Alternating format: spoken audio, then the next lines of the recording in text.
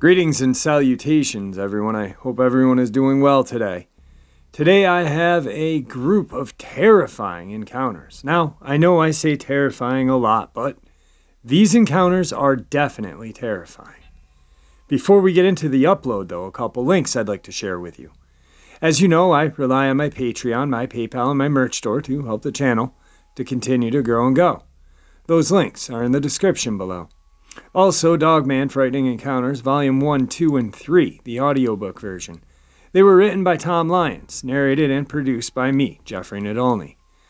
They are available on Audible, Amazon, and iTunes, and the links to those are in the description below. Now, I've taken enough of your time. Let's get on with today's upload, shall we?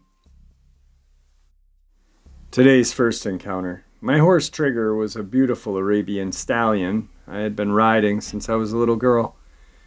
My father always kept horses, and my sisters and I grew up learning to live with these magnificent animals. Trigger was a wedding gift from my husband. He had even chosen the name. Trigger was beautiful, and we bonded instantly. I had raised him from the time he was just a foal. He had a calm temperament for an Arabian, which is rare for his breed. There was something special about Trigger. He had such a personality, always hanging his head over his stall door, looking for attention. He had an endearing kindness in his eyes, and was so attentive and easily to train. And I never passed up an opportunity to spend time with him. We were out in Gila National Forest one September afternoon. Gila was one of the most beautiful places in all of New Mexico, and has not changed much in the last century.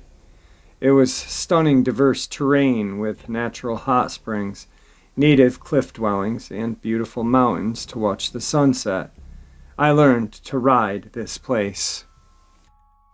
I had so many memories here, so many days spent out here with my dad and my sisters. As a little girl, I always pretended we were pioneers out on the frontier. It was silly.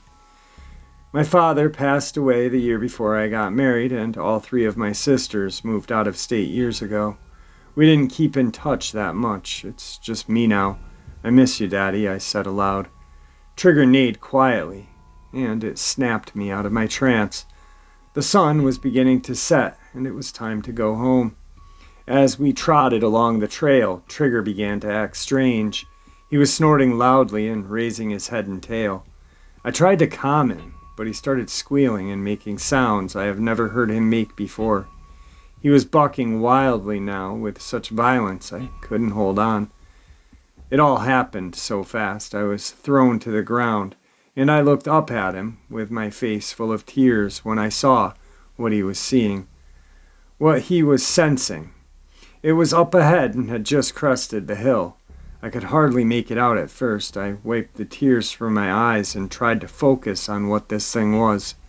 Was that a dog? No, it was a coyote, a considerably large coyote. Something was wrong with it, though. It walked with an awkward gait, like it couldn't move its legs properly. It reminded me of a newborn baby learning to crawl. It would move one paw forward at a time, and it moved like an old animatronic puppet. It was sickly looking, with matted fur and dark eyes that seemed utterly black. There was no reflection of light in its eyes at all. Trigger was bucking and snorting viciously now. What happened next was terrifying and surreal. The coyote raised to two legs. It was standing straight up on its hind legs. It opened its mouth wide, much wider than normal, almost as if its jaw was broken the way it just opened and hung down. The sound that came from its mouth still haunts me to this day. A droning, soulless wail. It sounded like so many things at once. An amalgamation of different creatures crying in agony. Trigger bolted straight at it, his hooves pounding into the ground like a freight train. I don't know if the thing tried to move or not, but Trigger trampled over it like a bulldozer. The coyote's misshapen body was crushed under the horse's weight. Its sinewy limbs twisted and broke. Trigger circled back around as the creature began to slowly reform and attempt to stand up. Trigger reared up, came crashing down again. The creature never made a sound of pain. It never cried out or whimpered. It only continued to make that horrifying droning sound. Trigger kicked his rear legs violently and sent that nightmare creature flying off the trail. I couldn't hear it anymore, that sound. Trigger came toward me, and I knew what to do. I jumped on his back, and he broke out into a full-on gallop, flying down the path, and never slowed down until we saw the lights of the ranch. My husband was on the porch waiting for me, and he knew something was wrong. I could barely speak as I recounted the terrifying events to him. Trigger stood silently in the backyard. His sweet and caring personality had returned. I don't know what that thing in the woods was, but I know my horse had saved my life that day. There was something special about Trigger. Today's second part of the upload. Does anyone know why I keep seeing this large black dog? I saw it a few years ago in broad daylight. I live in a gated community, so things like that just don't happen. I saw the same dog a few weeks ago while on a midnight run. Tried to get a better angle, and it was nowhere to be found. I didn't think much of it until last night. I had my first nightmare in years, and legitimately woke up shaking and with a gasp. It was about the black dog, only it was different, shadowy, and not really a dog anymore. I really don't know how to describe it. In the dream, the creature actually killed me. I kept waking up and was seriously scared. I could barely open my eyes. I would eventually fall back to sleep, but awake in a continuation of the same dream. I told my sister about this while in the car and while shuffling through my Spotify playlist. Very on the nose, songs about my death started playing, instead of the usual that came on. Songs like, If You Want Blood, Then We've Got It, Mr. Crowley, Blood on Blood, Surrender, and so on. I may be reading too far into this, but my family has had its fair share of supernatural encounters, so I just want to make sure that everything is fine. Today's third encounter. My dad has been working night shifts, so his schedule is reversed, and he was working in our garage last night because he hasn't switched back to his normal daytime hours. I say this so you know this potential sighting wasn't from sleep deprivation. He said the overhead garage door was cracked 6 inches and the side garage door was open all of the way when he heard scuffling outside the side door. He went to look and saw a giant wolf standing, just staring at him without moving. He freaked out and slammed the door shut and shut the garage door before going outside to make sure it wasn't still there. We have dogs, and he didn't want to risk them getting attacked by this thing. He couldn't find anything, but called Game and Fish this morning to let them know. He also checked to see if any of the neighbors had seen anyone with a Siberian Husky or similar type dog breed, but they haven't. My dad hunts quite a bit, so I trust he knows it was not a coyote. We live on a lake in South Dakota near Lake Traverse Reservation, and have also never heard of wolf sightings in this area, so I thought it might be worth talking about. I just thought it was weird that it didn't move at all when it saw him. There was no trace of it, and our hunting dog wasn't alerted at all by its presence. She usually is crazy with even the smallest noise. My dad took her back into the garage after this, and she still was not alert or excited by any animal presence. I'm also fairly sure rabies can be ruled out because I'm familiar with the multiple presentations of the disease. I'm in school for veterinary medicine, and it just seems off, but who knows? I could be totally off, but it just reminded me of something I read on the internet. Also something I feel worth adding to this. We have a mini house next to our cabin that belonged to an elderly lady who sold it to us before she passed away. And there has been some strange occurrences this past week. My family turns off the electricity for the mini house in the winter since no one uses it. And when they came back to the cabin to check on everything this week, they noticed a light on in the mini house during the night. The neighbor also said he noticed it every once in a while as well. So my dad had the electric company come out because they said they had turned everything off. The electric company said 40 kilowatts of electric power were used in the past month or so, but they didn't have an explanation because absolutely everything was turned off and there shouldn't be any way to access power. It turns out it was the fridge light that was on, and when my dad had gone back to check on it the next night, the fridge door was also open and the main light on. He turned off the lights, still confused how there's light with absolutely no power, and they turned right back on.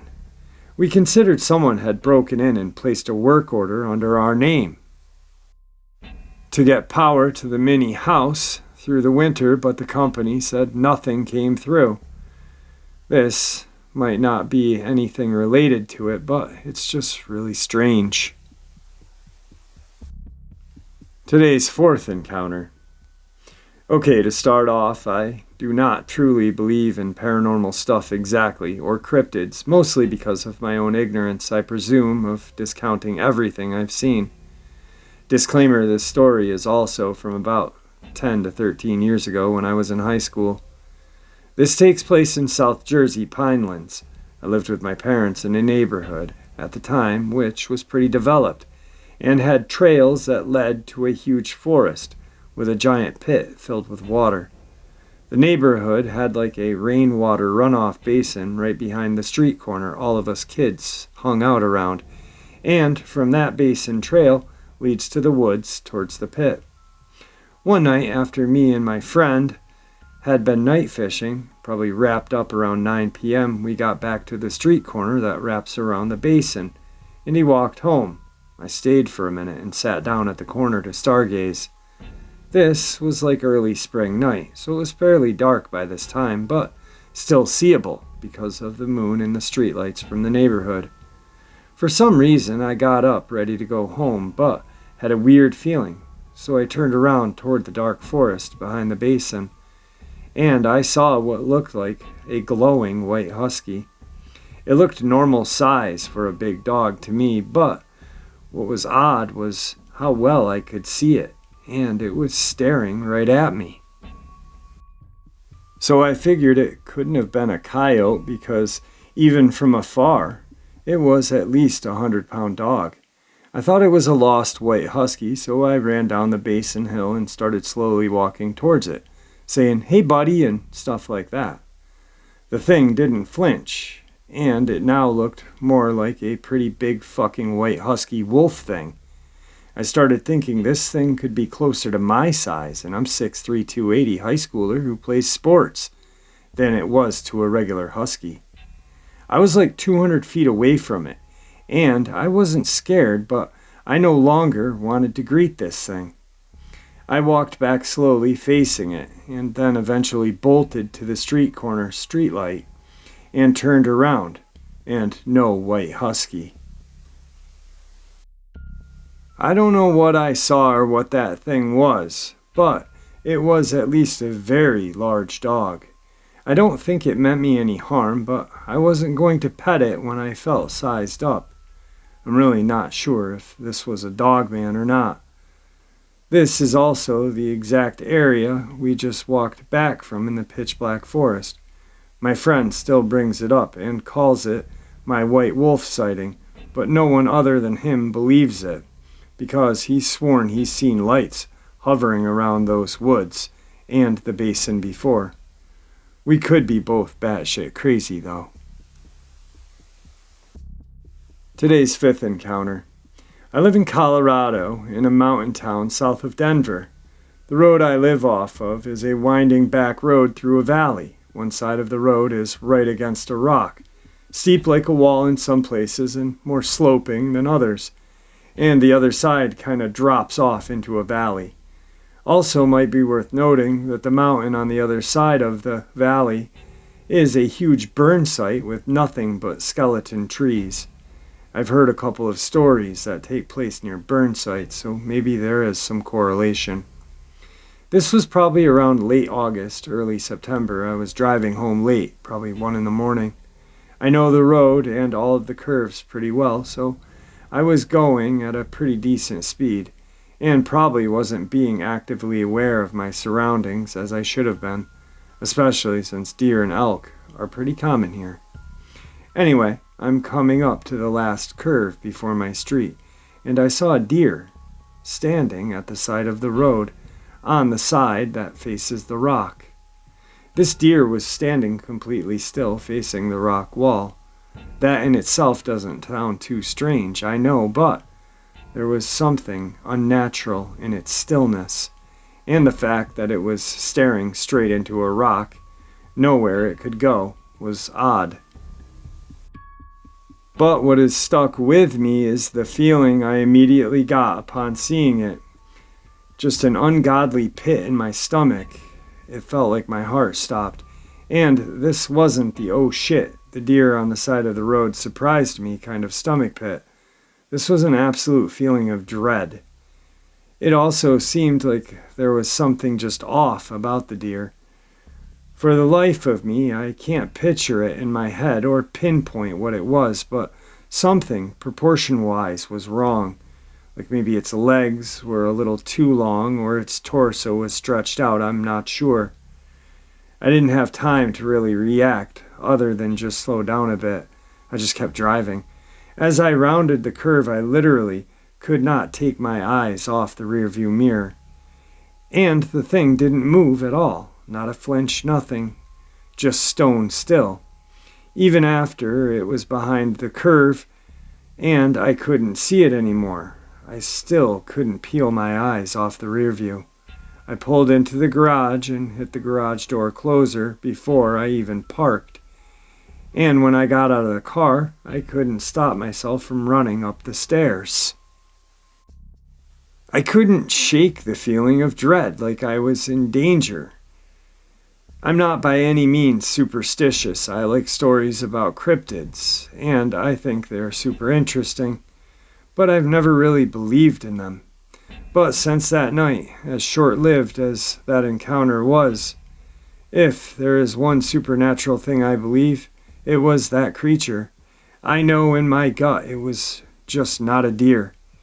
It's also worth noting that after I told my visiting friend about this strange experience, she admitted that the year before, when she was visiting for the first time, she felt a similar dread pit in the stomach as we had approached that same spot. It seems like the knot deer is pretty new, and there aren't a whole lot of stories or sightings of them, but from what I've read, I'm led to believe that this is what I saw that night. Just a quick interjection before we move on to the last story of the night. I am so glad that he did not call it a Wendigo. God almighty.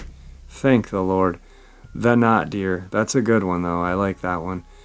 You know, there's been multiple sightings of a deer man-like creature in, I believe, Alberta, Canada. About 6 or 7 happened in this one little town. I did an upload about it about 1.5 years ago. But yeah, this definitely a creepy story, and you know, I can't blame him for pulling in the garage and shutting the door before the car was off, because you know, I'd do it too. But I am so glad he did not call it the Wendigo. Thanks, buddy. Today's final encounter. This experience took place in the early 80s, before I was born. I heard it from my cousin, who confessed it to me while telling me some other stuff. Bear with me, I don't know what was encountered. Could it have been a skinwalker, dogman, goatman, or something else? Anyway, here I go. My family used to own several acres of mountain in South Texas. Not Rocky Mountain kind of mountains, but a nice little size and area, no more than a couple 100 feet above sea level. Beautiful, lovely piece of property, worth a lot of money now, had the family not sold it years prior for no reason other than just to get the money. My father and uncle built a cabin on the property over several years during the 60s and 70s. Had rudimentary plumbing and electric, as best as you could get, being miles away from civilization. The family tried getting there to vacation a couple times a year, but with all the men being truck drivers on the road for long hours, their schedules seldom synced.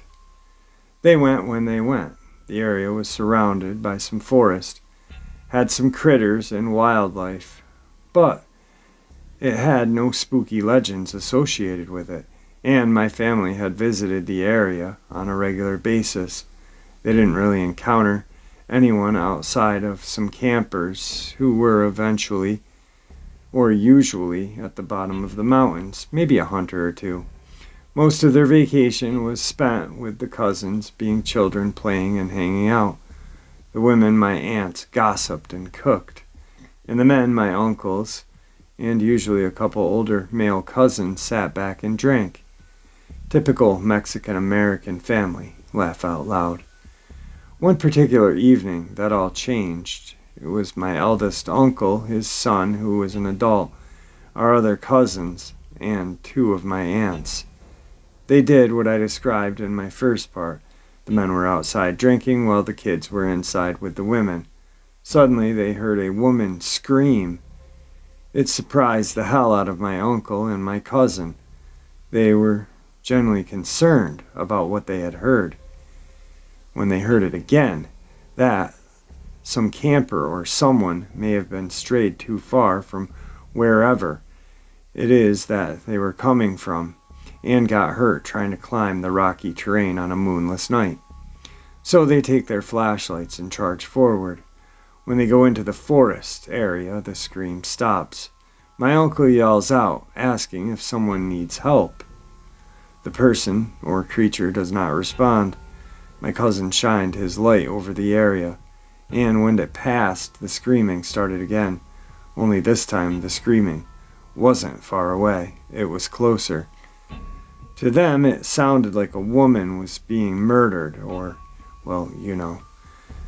Their first idea was, let's go back to the cabin and get our shotguns. When they started walking away, they heard a second scream accompanied the first one, except this scream was closer than the first and came at them from the side. They thought they saw something move in the forest, too fast for their lights. So they ran back to the cabin, and by then there was a third and fourth individual scream coming from about. The women and children were freaking out. They asked what it was, and had no idea. They locked the doors, loaded their shotguns, and waited. The easiest thing they could do was to haul ass in the car when it started, except it was a moonless night, and it was tricky driving down the mountain on a paveless road. This being the early 80s, there were no cell phones or GPS or anything of that sort available to a blue-collar family. They were going to have to wait it out. My aunt started praying, the kids were quiet. My uncle and cousin take watch on different sides. By the time 30 minutes passed, they heard something like 20 different screams, all bellowing at once in some demented symphony. They tried looking into the forest through the windows to catch a look of something, but they couldn't see anything. Well, they couldn't see anyone or anything at the edge of the forest. With it being so close, they kept questioning where the hell it was coming from. They wondered this until they stopped looking at the actual forest area and looked up at the trees. That's when they saw it. Standing on branches were creatures moving up and down, jumping from tree to tree. They blended into the night with the trees and leaves themselves. Little light reflections sometimes shined off their eyes, even when no light passed over them, and despite it being completely dark outside. My uncle got fed up with this, despite being religious and afraid he wasn't going to take this torment.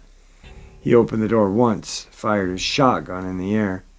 The sound roared, and it momentarily silenced the screaming things dancing in the trees. He yelled at them both in English and Spanish for them to leave, and leave them the hell alone, before closing the door and borrowing it. The sudden silence was a brief respite. The people in the trees vanished, but they were still there. And that's when they changed their tactics.